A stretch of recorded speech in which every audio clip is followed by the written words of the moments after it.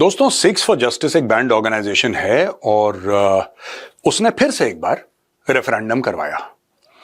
हजारों खालिस्तानियों को इकट्ठा करा, उनसे वोट डलवाए कि भाई आप लोग एक बात ये चेक कनाडा में हो रहा है ये सब ड्रामा, बाय द वे। अब ये कॉमेडी और फार्स के लेवल पे आ गया है।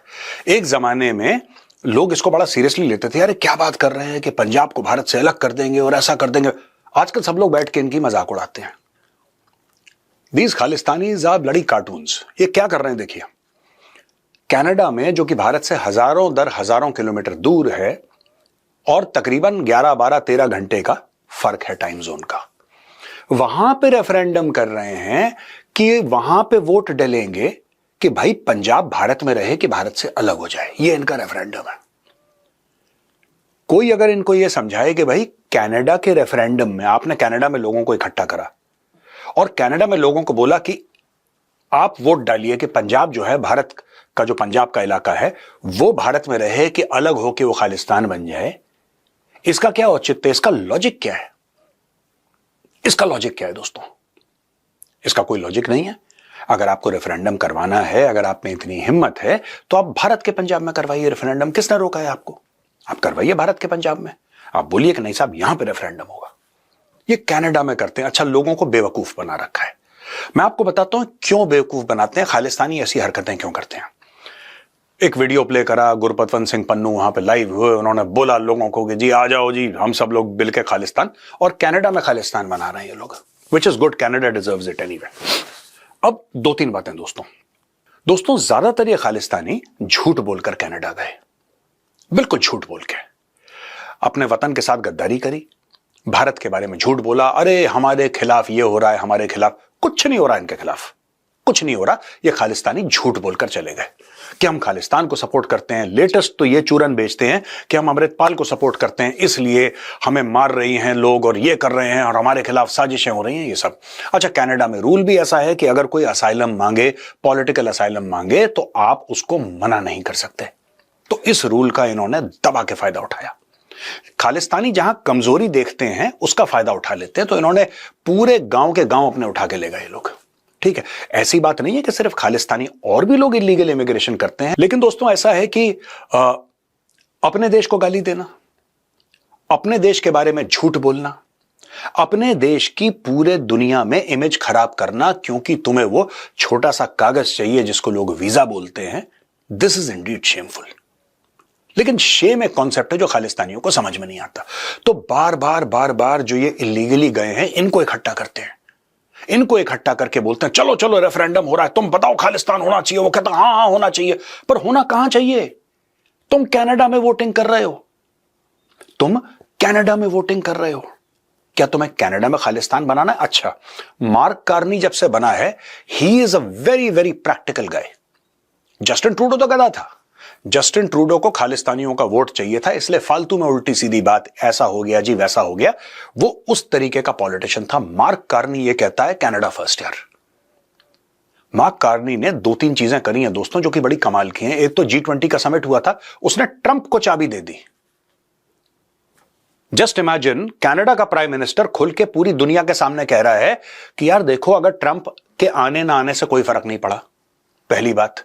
दूसरा स्टेटमेंट उसने ये दिया है कि साहब हम अपने रास्ते निकाल लेंगे, हम और देशों के साथ एंगेज करेंगे। और तीसरी सबसे बड़ी बात जो मार्क कार्नी ने बोली है, वो ये बोली है कि देखो यार, ऐसा नहीं है कि ऑप्शंस नहीं है, ऐसा नहीं है कि ऑप्शंस नहीं है। तो उसने अपनी पोजीशन क्लियर कर दी है। भारत के साथ कनाडा की ट्रेड डील साइन होने वाली है। अच्छा, जब भी ऐसी खबरें आती हैं तो खालिस्तानियों के दिल में सांप लौटता है, क्योंकि इनकी जो पूरी पॉलिटिकल फ्रेमिंग है वो एंटी इंडिया है और ये नहीं चाहते, किसी भी सूरत में नहीं चाहते कि कनाडा और भारत के रिश्ते ठीक हों। तो ये अपने खुद के सगे भाई को खालिस्तानी गोली मार देगा और ये बोल देगा कि इंडिया के रॉ के एजेंट ने मारी, कुछ ऐसा करके कि कोई कैनेडियन पॉलिटिशियन इस चीज को पार्लियामेंट में उठाए और रिश्ते खराब हो। ये कुछ भी कर सकते हैं, किसी भी लेवल पे गिर सकते हैं। और ये खालिस्तानियों का एक रिकॉर्ड रहा है। ये किसी भी लेवल पे झूठ बोलना, एक दूसरे को मारना, पैसे चोरी करना, ड्रग्स करना। खालिस्तान है क्या आखिर? What is Khalistan? Khalistan is a screen saver दोस्तों, ये स्क्रीन सेवर है, ये कुछ नहीं, एक स्क्रीन सेवर है। ह्यूमन ट्रैफिकिंग के लिए स्क्रीन सेवर है, ड्रग स्मगलिंग के लिए स्क्रीन सेवर है, कॉन्ट्रैक्ट किलिंग के लिए, हफ्ता वसूली के लिए, ये सारे अवैध कामों के लिए आपको एक स्क्रीन सेवर चाहिए होता है। आपको लोगों को ये चूरन बेचना पड़ता है कि आपका स्ट्रगल पॉलिटिकल है भाई।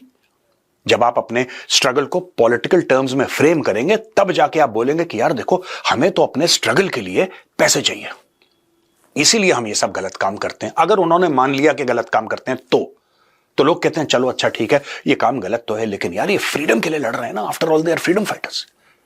ये खालिस्तानियों ने चूरन बेच रखा। अभी ये चूरन बिक नहीं रहा। मैं आपको जल्दी से 2 खबरें बताता हूं, very interesting. Canada and India have agreed to restart stalled talks for new trade deal. अब इनका यह कहना है कि $70 बिलियन, आज की ट्रेड तकरीबन 30 से लेकर 35 अरब डॉलर की है, 70 अरब डॉलर तक इस ट्रेड को ले जाना है 2030 तक। यह बात हुई है प्रधानमंत्री मोदी की और प्रधानमंत्री मार्क कार्नी की। दोनों ने शेक हैंड कर लिया। अब टीम्स आएंगी, बातचीत करेंगी। दूसरी बड़ी बात, Ottawa close to uranium deal with India worth $2.8 billion. Canada and India are close to finalizing an export agreement in a deal valued at about $2.8 billion. Or the deal for Canada to ship uranium to India would run for 10 years if finalized. तो अब India Canada के लिए एक बहुत बड़ा market बन गया। $2.8 अरब का यूरेनियम भारत कनाडा से खरीदेगा। दोस्तों, जब इकोनॉमिक रिश्ते अच्छे होते हैं तो पॉलिटिकल रिश्ते और डिप्लोमेटिक रिश्ते भी अच्छे होते हैं। हरदीप सिंह निज्जर का मामला इतिहास बन चुका है। खालिस्तानियों ने पूरी कोशिश करी छाती पीट के, ओ मार दिया, ज्यादा मार देता, ये अब नोबडी केयर्स। किसी को 2 कौड़ी का फर्क नहीं पड़ता और 2 रुपए का फर्क नहीं पड़ता। क्यों? इसकी भी हिस्ट्री मैं आपको बता दूं और इसकी थोड़ा सा मैं आपको परिपेक्ष एक सर्टेन कॉन्टेक्स्ट में डाल दूं बात। देखिए साहब, बात यह है कि जब तक वहां जो बाइडेन था और यहां कनाडा में जस्टिन ट्रूडो था, तो इनको पूरी बात ये, मतलब एक तय बात थी कि अमेरिका बड़ा भाई है और अमेरिका कनाडा को आशीर्वाद दे रहा है कि बेटा तू चिंता मत कर, बड़े भाई हैं, तुझे जिससे पंगा लेना है ले ले। यहां पे जो बाइडेन चला गया, कमला हैरिस चुनाव हार गई और डोनाल्ड ट्रंप बन गया राष्ट्रपति। दोस्तों, डोनाल्ड ट्रंप यहां पे राष्ट्रपति बना अमेरिका में और वहां कनाडा में जस्टिन ट्रूडो की सरकार गई और जस्टिन ट्रूडो की जगह मार्क कार्नी बन गया। और ये जो डोनाल्ड ट्रंप बना है अमेरिका का राष्ट्रपति, वो सबसे बेहतर चीज थी भारत और कनाडा के रिश्तों के लिए।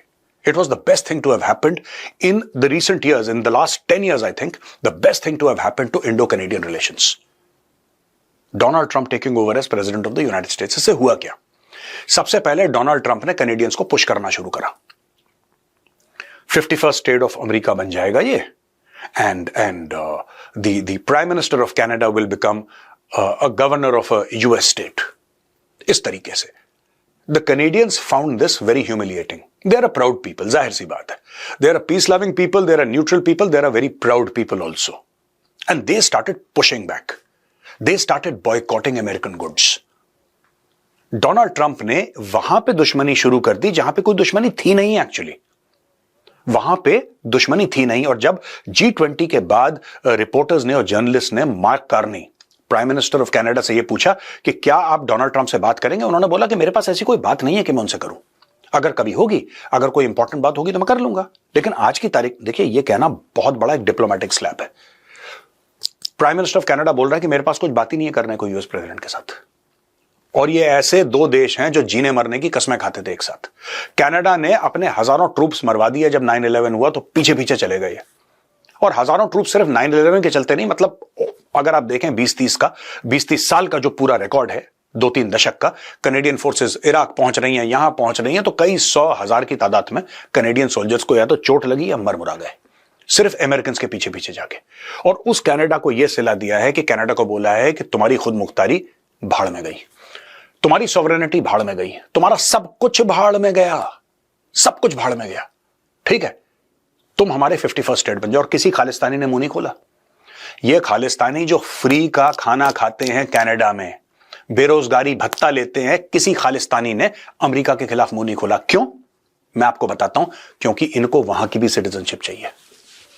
ये जो खालिस्तानी है ना दोस्तों, ये खास मानसिक बीमारी से पीड़ित हैं। ये सिर्फ भारत के साथ धोखाधड़ी करके खुश नहीं है, इनको कनाडा के साथ भी करनी है धोखाधड़ी। इनको एंड में पहुंचना यूएस है। कनाडा से खुश नहीं है, इनको पहुंचना यूएस है, तो यूएस को भी ये बुरा नहीं करना चाहते कि नहीं यूएस को कहीं बुरा लगे। मैं आपको एक बात बता रहा हूं दोस्तों, भारत और कनाडा के जो रिश्ते हैं अब वो धीरे धीरे धीरे रिपेयर हो रहे हैं, and both the governments have decided that the way forward is mutual economic prosperity. Diplomacy तगड़ी करो, अपनी ट्रेड तगड़ी करो, और जो खालिस्तानी है एनीवे दोस्तों, ये इनको करने दो यार। मैं गवर्नमेंट ऑफ इंडिया को भी कहता हूं इनको करने दो। ये जो नाटक करते हैं ना, they have become like these circus clowns. अब सब लोग बैठ के इनकी रील बनाते हैं, इनका मजाक उड़ाते हैं, राइट? वो गुरपतवंत सिंह पन्नू जो बीच बीच में बोलता है the Air India, the plane, the explosion, the bomb, वो क्या बोल रहा है किसी को आज तक उसकी धमकी समझ में नहीं आती। यहां पे एनआईए कंफ्यूज्ड है, यहां पे इंटेलिजेंस ब्यूरो कंफ्यूज्ड है कि बोल क्या रहा है भाई ये। बाद में पता लगता है उसने धमकी दी है इंग्लिश में। So these are jokers, these are clowns, और मुझे लगता है कि गवर्नमेंट ऑफ इंडिया अब इनको हल्के में लेना शुरू कर दिया, बिकॉज इनका पूरा सिस्टम देखिए, यूके में खालिस्तानियों का सिस्टम डिस्ट्रॉय हो गया, लगभग खत्म हो गया। पाकिस्तान पूरी कोशिश कर रहा है कि दोबारा खालिस्तानी जागें और कुछ करें, फिर से इंडियन हाई कमीशन की बिल्डिंग के सामने ये जाएं और पथराव करें, कुछ करें यार, कुछ एक्शन तो करें। आज की तारीख में they are lying doggo in the UK, चुपचाप है। अमेरिका में भी ये जो सैन फ्रांसिस्को के ये वहां पे मंदिर में जाके फायर बॉम्ब करना और कॉन्सुलेट पे अटैक करना, वहां पे भी मामला धीरे धीरे धीरे धीरे इनका शांत हो गया। अब थोड़ी बहुत इनकी कनाडा में चलती है, वहां पे भी इन गधों ने अपने आप को एक्सपोज कर दिया, ऐसे ही ड्रग्स व्रग्स बेच के और एक दूसरे को गोली मार के। Now Khalistanis are known as trouble makers in Canada, they are known as criminal elements. और आखिरी जाते वक्त मैं आपको एक बात बता दूं दोस्तों, जाते जाते, मैंने पहले भी कोट करा है, कनाडा में कुछ सिख परिवार हैं जिनके साथ मेरे बहुत अच्छे संबंध हैं, ठीक है ना, मतलब वेरी वेरी क्लोज, और मेरी अंकल से बात होती रहती है वहां पे, और मेरा दोस्त है, and 1 or 2 other friends also they're ex army, ठीक है ना। तो उनके पेरेंट्स वो तो इधर ही रहते हैं चंडीगढ़ में, but their parents and their younger brothers and all there, तो ये लोग भी जाते रहते हैं, मिलते रहते हैं, but they live in the tri city area, Panchkula and all that ना, तो ये फौजी हैं ये। तो मेरी अंकल से बात हुई, तो अंकल ये कह रहे थे कि पहले भी उन्होंने बात बोली, कह रहे बेटा हम बहुत परेशान हैं, सिख हैं वो, और अंकल कहते हैं कि बेटा हम बहुत परेशान है, खालिस्तानी ये क्रिमिनल एलिमेंट्स हैं। तो मैंने बोला अंकल आप लोग कुछ बोलते नहीं क्यों इनके खिलाफ, व्हाई डोंट यू स्पीक? तो उनकी भी बात सही है अंकल की, वो कह रहे हैं बेटा इनके मुंह कौन लगे, ये क्रिमिनल्स हैं, आप जाके लड़ोगे सड़क में क्रिमिनल्स के साथ? नहीं लड़ोगे ना, तो that is why we avoid them. इन्होंने हर जगह खालिस्तानियों ने गंद मचा रखा है, और इन्होंने जितना हिंदुओं को परेशान कर रखा है उतना ही इन्होंने सिखों को परेशान कर रखा है। जो इनसे अग्री ना करे ये उनके साथ मारपीट करते हैं। These are criminal elements and these are best avoided, uncle ने मुझे बोला। तो दोस्तों ये जो अंकल बोल रहे हैं ना कि I will not tell his name obviously, but आप देखेंगे किस तरीके से जो खालिस्तानी हैं ये इन्होंने अपनी भद पिटवाई, इन्होंने अपनी रेपुटेशन इतनी खराब कर ली अपनी हरकतों की वजह से। एक जमाने में जिसको लोग थ्रेट समझते थे, एक जमाने में इनको थ्रेट समझा जाता था, अब इनको मजाक समझा जाता है। People think that they are jokers.